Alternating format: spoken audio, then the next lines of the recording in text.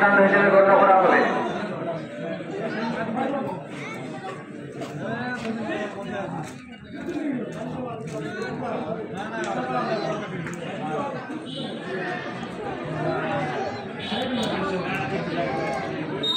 মাঠের বাইরে থেকে কেউ কথা বলবেন না।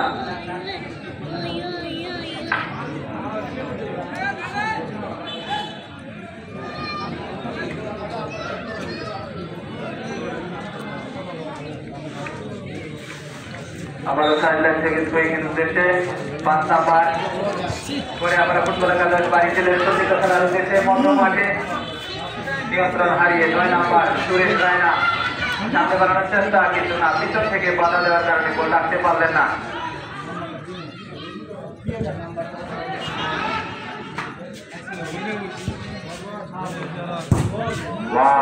সেখান থেকে একবারে বল ক্লিয়ার করে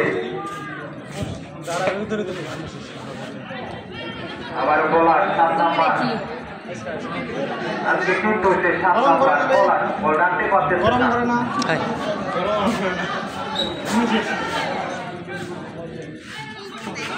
পরে আবার নিয়ন্ত্রণে এখন ওনার বাড়ি সেখান থেকে বাড়িয়েছিলেন সতীর্থ খেলার উদ্দেশ্যে, কিন্তু না, তার সামনে বাধা দিয়েছেন বিপক্ষ দলের খেলোয়াড়।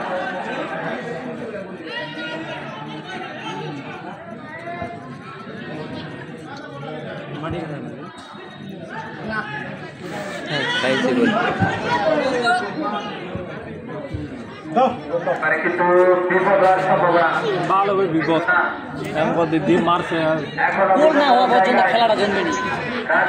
তুলে মেরেছেন সেখান থেকে আনিসুর।